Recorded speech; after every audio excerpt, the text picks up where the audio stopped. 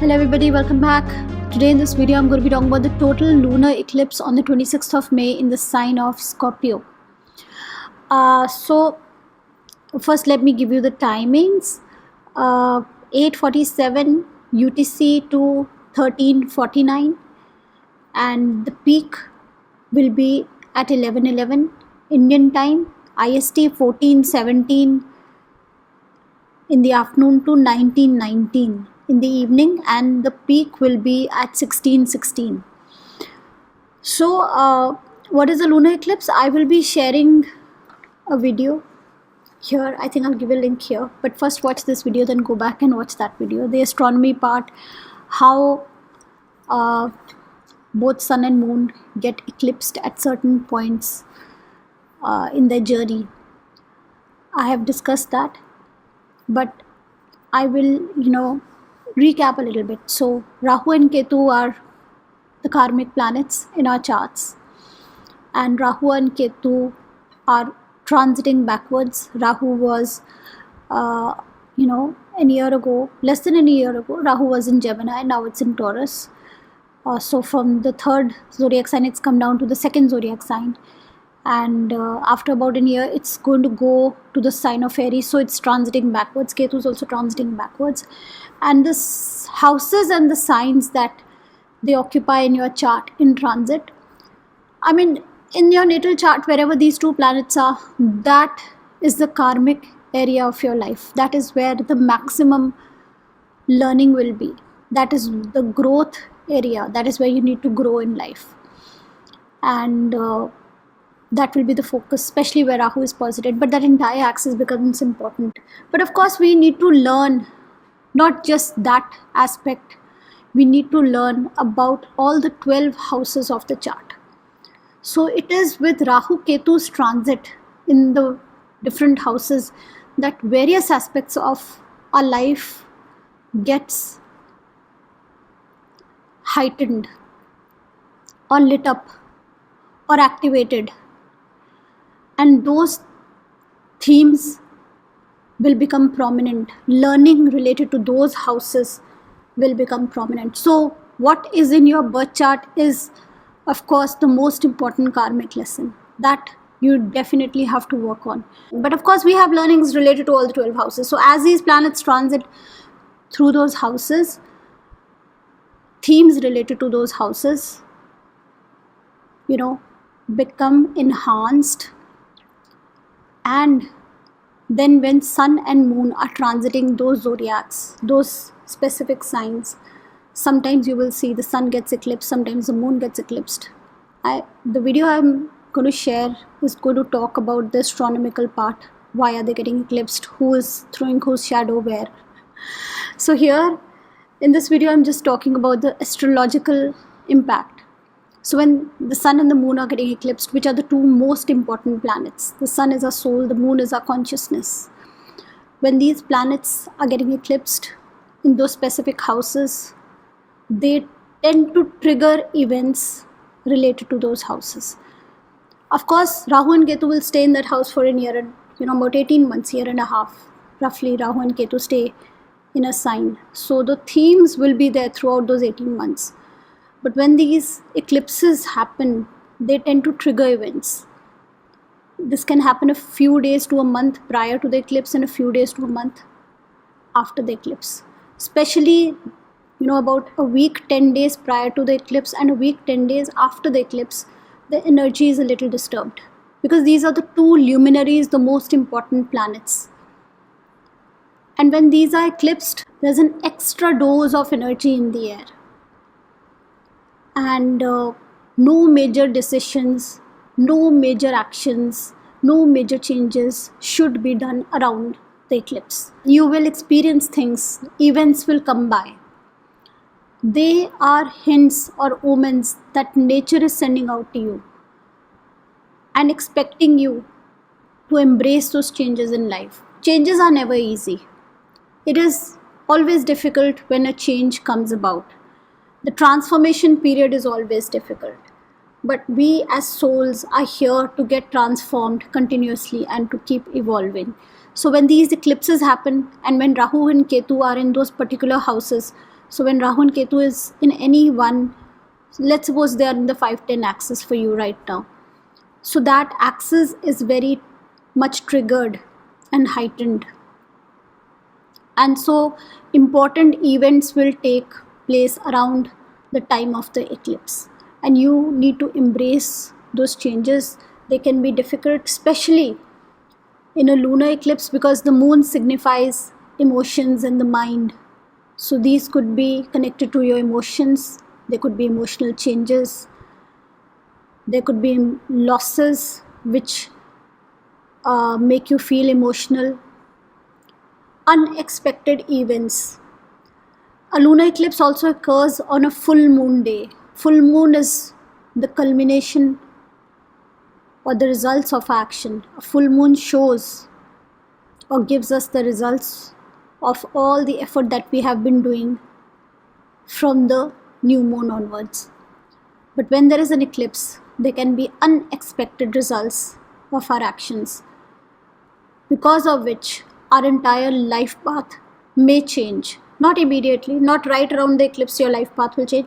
The eclipses will keep happening in that axis, but gradually push you towards a certain area of your life. Certain events can happen prior and after the eclipse, but gradually they will push you towards a certain path. So be alert about your own chart. You can check out which all planets are there. You can check out where this axis falls. I will talk about the axis, of course, but any planets there can trigger certain events. So this could be emotional losses. This could be some emotional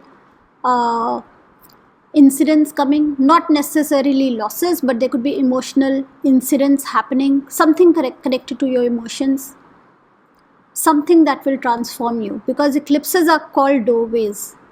They are doors that push us towards certain changes in life. I will start with Scorpio ascendant, because Scorpio ascendant or Scorpio moon. So if your ascendant or moon sign is Scorpio, then this is happening in the first house. So Scorpio and Taurus, I'm talking about both of you. This is the first 7 axes. This is where Rahu Ketu are. And here eclipses mean you, your image, and your relationship with others. This is what is going to impact now. How people see you. If it's Scorpio, it's how people see you. It's your image, it's your health, it's new choices, it's your self-image, new options in front of you, new opportunities coming for you, new beginnings. And like I have always said, Rahu and Ketu break barriers. So this could also be breaking barriers, starting something new for Scorpio. For Taurus, this is your 7th house. This could be something that helps you see your relationships in a different way. You may never want to settle down with somebody, and probably you come across somebody that makes you change your thinking, your perception. Or you may be in a relationship, a long-term relationship, and sudden events may change the situation. So whatever happens, this will be related to other people. For Scorpio Taurus, it's you and other people, you and how you relate to others. So whatever happens, whether it's good, whether it's bad, it's just pushing you towards your destiny. All you can do is accept this change in a positive manner. For Sagittarius and for Gemini. For Sagittarius, this is happening in the 12th house. The eclipse is in the 12th house. For Gemini, the eclipse is happening in the 6th house. This is all about your work, your daily routine, your sense of achievement, your competitive self, your health, especially Gemini, because this is the 6th house. Scorpio is the 6th house. That is where the eclipse is taking place. Your health, something could trigger. Something could trigger related to your health. Something could trigger related to your daily routine. Maybe you've not been, making a lot of effort in your daily routine. Maybe you've not been very regular, and you've been totally whiling away your time aimlessly here and there, and suddenly there are eclipses in your 6th house. So that happening, and you need to gear up. You need to start considering or thinking about your health. Maybe you need to work on your habits. You need to work on your relationship with your co-workers. And if it's Sagittarius, the eclipse is happening in the 12th house. Maybe you need to let go. Maybe you need to relax. Maybe you're too much into your daily routine, because this is where the Rahu Ketu axis is. The 12th house is getting triggered with this eclipse right now. So maybe you're too much obsessed about your work, about your routine, about your health. Maybe you need to connect more with your spiritual side. Maybe that is where the healing is. Sometimes letting go is the best option. Meditation will help you. Letting go of yourself, letting go of your ambitions, letting go of, the 6th house is our weaknesses. Letting go of those weaknesses, going slightly towards spirituality. Going inwards more than outwards. The 12th house is our secret self, our subconscious. So more than your routine, more than your co-workers, more than competition, maybe it's time to meditate, sit. Maybe the answers are inside of you. Then Capricorn and Cancer. Capricorn and Cancer, this is the 5-10 axis. For Capricorn, this is happening in the 11th house. The eclipse is in the 11th house. Who are your friends? Who are your, network circles? What are your ambitions? Maybe you're too independent, Maybe you need to fall back. You need to give something back to society. Maybe you need to fall back on society. So this is about your hopes, your ambitions, dreams, your friends, your network circles. This is letting go of the self and connecting with others. And Cancer, this is the 5th house. So it's all about, for Cancer, Capricorn, it's you and others. It's your self-confidence. It's you as an individual and your network circle. So for Cancer, now it's in the 5th house. Maybe, you've been too much dependent on others, on your network circles, on other people. Maybe it's time to be able to stand and be recognized. The 5th house is of recognition. Maybe there are talents and creative abilities which are not explored. In that case, they will come to the limelight. So it's all about you and your network circle. For Capricorn, it could be now a time to sit back for a while and let other people, let your network circle be in the light.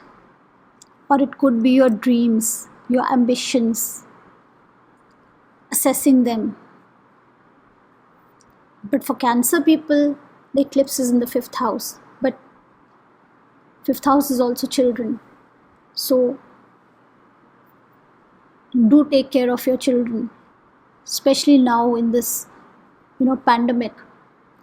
But it is definitely asserting yourself, being recognized. So this is you versus your network circle, your ambitions and your self-confidence.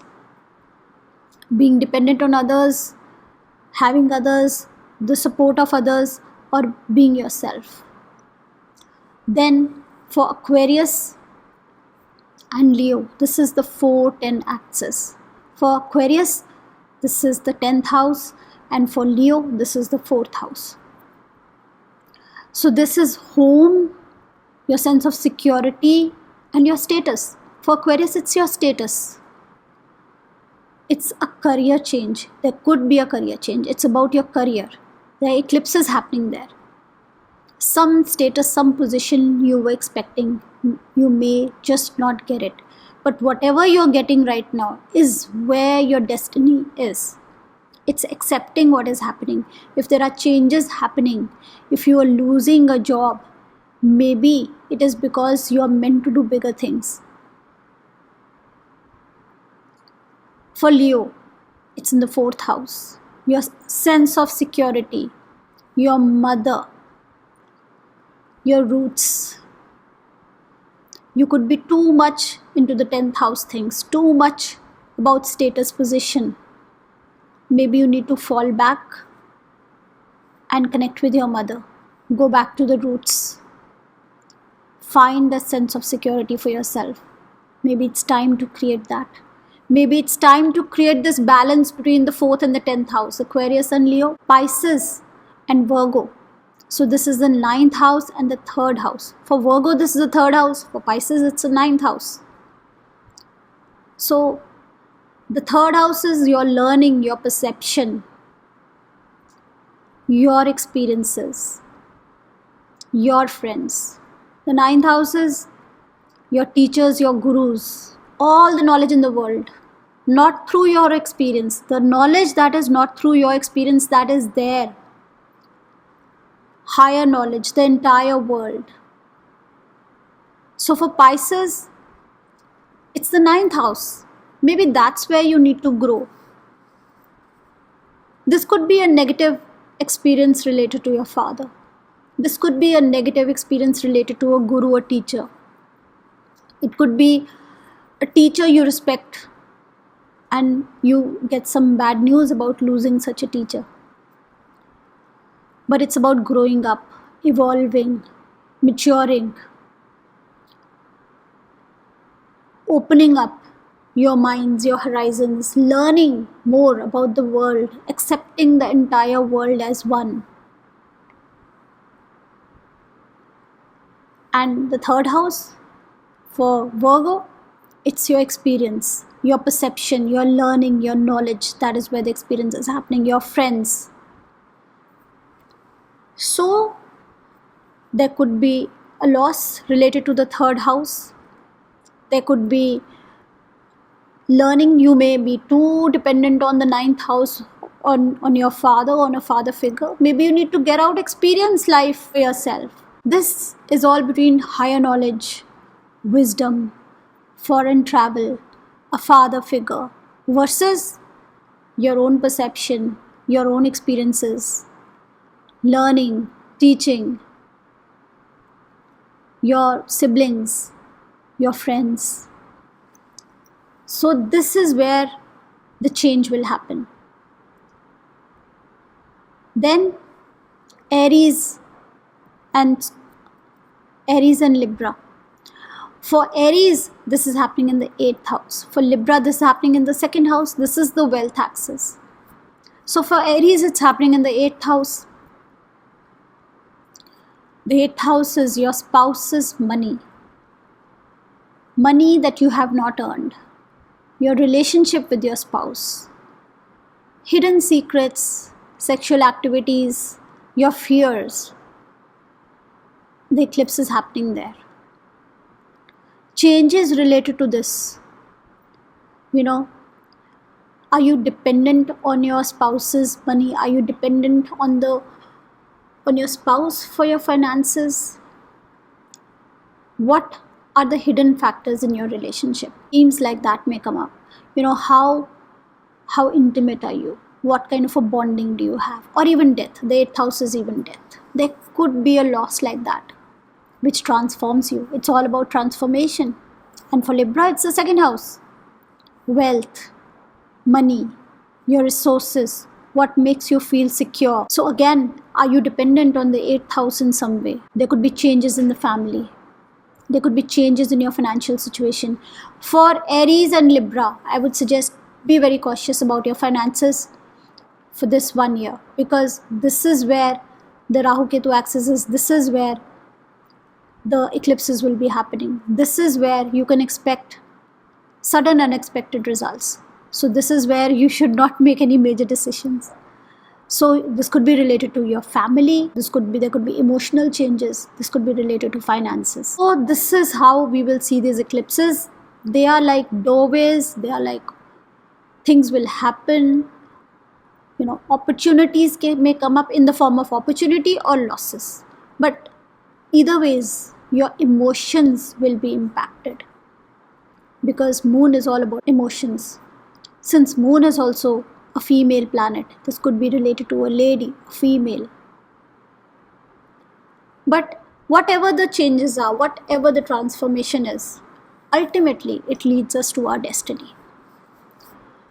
The best remedy for a lunar eclipse is chanting of the Mahamrityunjaya Jap. Remember to do that. It is also said that during the eclipse we should not eat. And eclipses are a doorway, not just to mundane life. They are doorways to spiritual evolution. It's the best time to start or to do any mantra jap. It's the best time to do it. That is all for now in this video. I will now be seeing you in the next video. Bye bye for now.